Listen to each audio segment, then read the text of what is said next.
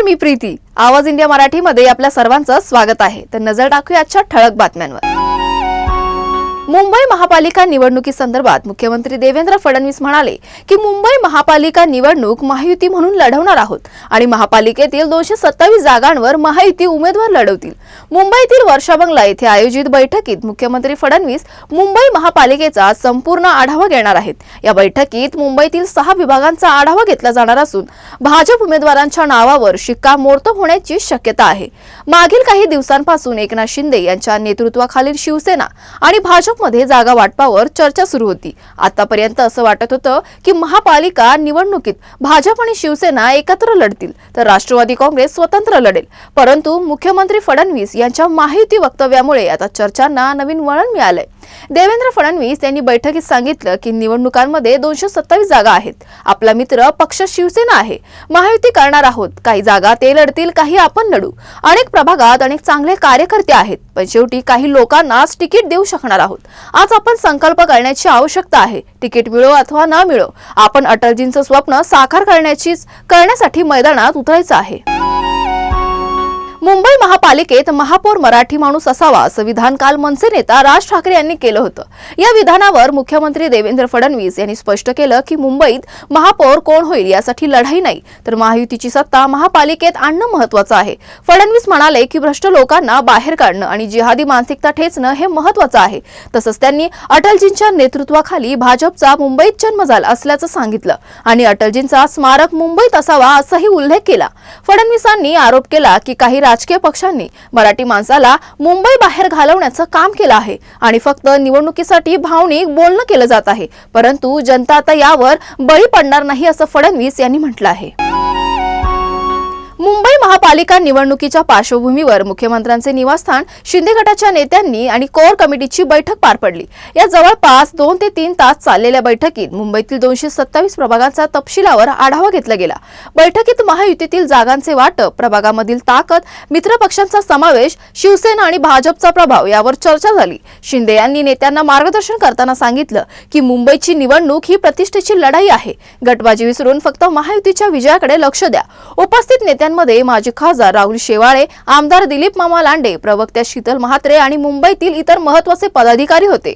या बैठकीनंतर आमदार लांडे यांनी सांगितलं की निवडणूक तयारी सुरू झाली असून उमेदवारीबाबत लवकरच घोषणा होणार आहे.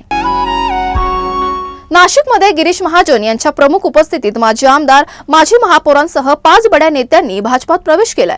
उभाटा शिवसेनेचे माजी महापौर विनायक पांडे, मनसेचे माजी महापौर आणि उभाटा नेते यतीन वाघ, काँग्रेस नेते शाहू खैरे, मनसेचे माजी आमदार नितीन भोसले आणि मनसेचे स्थानिक नेते दिनकर पाटील यांचा समावेश आहे. या पक्षप्रवेशाला भाजपच्या आमदार देवयानी फरांदे आणि निष्ठावंत कार्यकर्त्यांनी विरोध दर्शवला.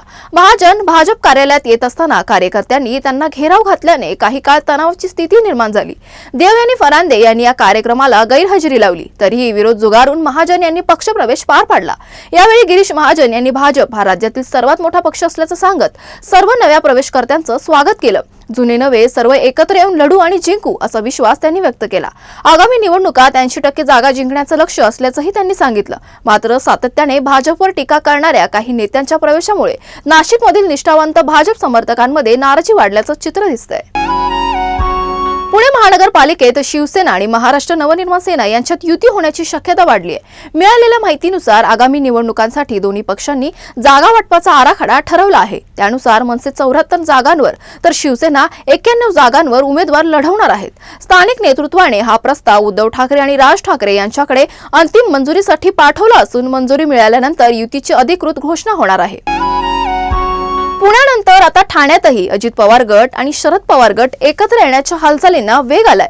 अजित पवार गटाचे ठाणे जिल्हाध्यक्ष नजीब मुल्ला यांनी जितेंद्र आव्हाड आमचे दुश्मन नसल्याचं स्पष्ट करत प्रस्ताव आल्यास तो पक्षश्रेष्ठींकडे पाठवून विचार केला जाईल असं वक्तव्य केलं आहे. यामुळे ठाण्यात दोन्ही राष्ट्रवादी पुन्हा एकत्र येणार का याबाबत राजकीय चर्चांना उधाण आलंय.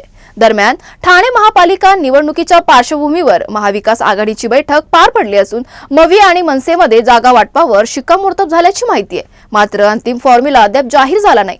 दुसरीकडे ठाण्यात काँग्रेसला मोठा धक्का बसला असून सेवा दलच्या अनेक पदाधिकाऱ्यांनी भाजपमध्ये प्रवेश केलाय. त्यामुळे ठाण्यातील राजकीय समीकरण बदलत असल्याचे चित्र दिसत आहे. चंद्रपूर महापालिका निवडणुकीच्या पार्श्वभूमीवर भाजपमध्ये सुरू असलेल्या अंतर्गत मतभेदानंतर डॅमेज कंट्रोलचा प्रयत्न सुरू झालाय। आमदार सुधीर मुनगंटीवार यांच्या नेतृत्वाखाली ही निवडणूक होत आहे। मात्र त्यांच्या अंतर्गत विरोधक समजल्या जाणाऱ्या किशोर जोरगेवार यांची पुन्हा निवडणूक प्रमुखपदी नियुक्ती करण्यात आली आहे। पूर्वी किशोर जोरगेवारांना निवडणूक प्रमुखपदी नियुक्त केलं गेलं होतं, पण त्यानंतर त्यांना हटवण्यात आल्याचा भाजपचे प्रदेशाध्यक्ष रवींद्र चव्हाण यांनी त्यांना पुनर्नियुक्तीचे पत्र जारी केले। तसेच चैनसुख संचेती यांना निवडणूक निरीक्षक पदावर कायम ठेवण्यात आले। चंद्रपूर जिल्ह्यातील नगरपालिका निवडणुकीत भाजपला अपेक्षित यश मिळालं नाही। 11 पैकी फक्त 2 जागा भाजपने जिंकल्यात। या निकालामुळे सुधीर मुनगंटीवार यांनी नाराजी व्यक्त केली होती। यानंतर मुख्यमंत्री देवेंद्र फडणवीस यांनी मुनगंटीवारांना बळ देण्याचं आश्वासन दिलं।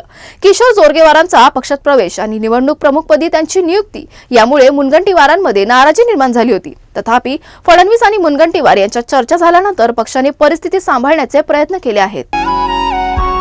सर्वोच्च न्यायालयाने निवडणूक रोख्यांवर बंदी घातल्यानंतर पहिल्या आर्थिक वर्षात राजकीय पक्षांना निवडणूक ट्रस्टद्वारे एकूण 3811 कोटी रुपयांच्या देणग्या मिळाल्यात। यापैकी केंद्रातील सत्ताधारी पक्ष भारतीय जनता पक्षाला 3112 कोटी रुपये मिळालेत, म्हणजे एकूण निधीचा अंदाजे 82% इतर सर्व पक्षांना एकत्रितपणे सुमारे 400 कोटी रुपये मिळालेत। त्यापैकी काँग्रेसला 299 कोटी रुपये प्राप्त झालेत। निवडणूक ट्रस्ट ही नोंदणीकृत संस्था असून ती कॉर्पोरेट कंपन्या आणि व्यक्तींकडून देणग्या गोळा करून राजकीय पक्षांना वितरित करते। ट्रस्टने देणग्यांची संपूर्ण माहिती निवडणूक आयोगाला सादर केली आहे। 20 डिसेंबर पर्यंत निवडणूक आयोगाकडे 19 पैकी 13 निवडणूक ट्रस्टचे अहवाल आले होते, ज्यापैकी 9 ट्रस्टनी 2024 आणि 2025 मध्ये 3811 कोटी रुपयांचे देणगीदार म्हणून काम केलं आहे। अहमदपूर तालुक्यातील शिरूर ताजबंद येथे कौटुंबिक वादातून घडलेल्या एका घटनेने परिसरात खळबळ उडाली आहे। प्रशांत प्रकाश गायकवाड यांचा मृत्यू झाल्याप्रकरणी त्यांची पत्नी अर्चना गायकवाड हिनेच खून केल्याचे पोलीस तपासात उघड झालंय। दीर्घकाळ चाललेल्या वादांमुळे अर्चना काही काळ माहेरी होती। 5 महिन्यापूर्वी ती परत आल्यानंतर वाद पुन्हा वाढला। बुधवारी सायंकाळी पती बेशुद्ध पडल्याचा बनाव करून तिने नातेवाईकांना बोलवलं, मात्र रुग्णालयात नेल्यानंतर डॉक्टरांनी प्रशांत यांना मृत घोषित केलं। शरीरावरील जखमा आणि शवविच्छेदन अहवालामुळे पोलिसांना संशय बळावला। अहमदपूर पोलीस ठाण्याच्या उपनिरीक्षक स्मिता जाधव आणि त्यांच्या पथकाने केलेल्या कसून तपासात अर्चनाने गुन्ह्याची कबुली दिली आहे। प्रवीण गायकवाड यांच्या फिर्यादीवरून भारतीय न्याय संहिता 2023 अंतर्गत गुन्हा दाखल करण्यात आला असून पुढील तपास सुरू आहे। मकर संक्रांतीच्या सणाच्या काळात उंच उडणाऱ्या पतंगासाठी नायलॉन मांजाचा वापर वाढल्यामुळे अनेक अपघात घडत आहेत। यामुळे नागरिक जखमी होण्यासोबतच गळा चिरल्याचं प्रकरणही नोंदवलं गेलंय। नायलॉन मांजा वापरावर नियंत्रण ठेवण्यासाठी नागपूर उच्च न्यायालयात जनहित याचिका दाखल केली होती। न्यायालयाने 2021 पासून अनेक आदेश पारित केले असून तरीही या मांजाचा सर्रास वापर सुरू आहे। यामुळे आता उच्च न्यायालयाने दोषींवर मोठ्या आर्थिक शिक्षेची प्रस्तावना ठेवली आहे। जर एखादा अल्पवयीन मुलगा नायलॉन मांजाने पतंग उडवताना आढळला तर पालकांना 50,000 रुपये दंडाची शिक्षा होऊ शकते। नायलॉन मांजा वापरताना पकडल्या गेल्यास त्यांना 50,000 रुपये दंड भरावा लागेल। विक्रेत्यांकडे नायलॉन मांजाचा साठा आढळल्यास 2,50,000 रुपये दंड आकारला जाऊ शकतो। उच्च न्यायालयाने जनतेला आवाहन केलं आहे की या प्रस्तावित शिक्षेवर कोणत्याही सूचना किंवा आक्षेप असल्यास ते 5 ते जानेवारी 2026 रोजी होणाऱ्या सुनावणीस उपस्थित राहून न्यायालयात मांडू शकतात। दरम्यान राज्याचे गृह विभाग सर्व जिल्हाधिकाऱ्यांना पत्र पाठवून नागरिकांच्या सूचना गोळा करतात। त्यामुळे लवकरच नायलॉन मांजा वापरावर कठोर कारवाई होण्याची शक्यता आहे। देशभरात नाताळ आणि नवीन वर्षाच्या स्वागताची उत्सुकता दिसत असताना राज्य सरकारने मद्य विक्रीसाठी आणि बियर बारसाठी खास सवलत जाहीर केली आहे। 24, 25 आणि 31 डिसेंबर रोजी विविध मद्य विक्रीची दुकानं आणि बियर बार नियमित वेळेनंतर रात्री उशिरापर्यंत चालू ठेवण्यास मंजुरी मिळाली आहे। विदेशी मद्य दुकान रात्री 10:30 ते पहाटे 1 वाजेपर्यंत, तर उच्च आणि अतिउच्च श्रेणी रात्री 11:30 ते पहाटे 1 वाजेपर्यंत सुरू ठेवता येणार आहे। तरीही सार्वजनिक शांतता, कायदा आणि सुव्यवस्था राखण्यासाठी जिल्हाधिकारी आवश्यकतेनुसार वेळेची मर्यादा कमी करू शकतात।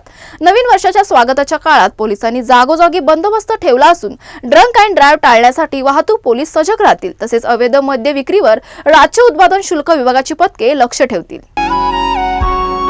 Republican party of India Athawale गटाचे राष्ट्रीय अध्यक्ष आणि केंद्रीय सामाजिक न्याय मंत्री नामदार रामदास आठवले यांच्या वाढदिवसाच्या आणि मनुस्मृती दहन दिनाच्या विशेष निमित्ताने महाड ग्रामीण रुग्णालयात रुग्णांसाठी सामाजिक उपक्रम राबविण्यात आला।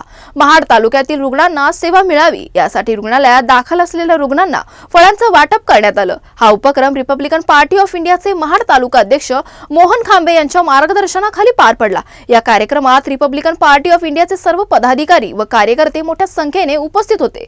तसेच महाड ग्रामीण रुग्णालयाचे डॉक्टर व कर्मचारी वर्ग देखील उपस्थित होते। आज दिनांक 25 डिसेंबर 2025 बॅनरबाजीवरती पैसे खर्च करण्यापेक्षा, प्रसिद्धीवरती पैसे खर्च करण्यापेक्षा त्याच्यावरती पैसे खर्च न करता आमचे जिल्हाध्यक्ष नरेंद्र गायकवाड यांच्या आदेशावरून आज या ठिकाणी नरेंद्र गायकवाड यांनी सांगितलं की बॅनरबाजी जास्त प्रमाणात न करता आपण गरजू लोकांना कशा प्रकारची मदत करता येईल आठवले साहेबांच्या वाढदिवसाच्या निमित्तानं, अशा प्रकारचा सक्त आदेश जिल्हाध्यक्ष यांनी सर्व कार्यकर्त्यांना दिला की आपण सगळ्यांनी गरजू लोकांना मदत करा साहेबांच्या निमित्ताने। म्हणून तुर्तास वेळ झाली इथेच थांबण्याची। नवीन बातम्या बघण्यासाठी पाहत राहा आवाज इंडिया मराठी।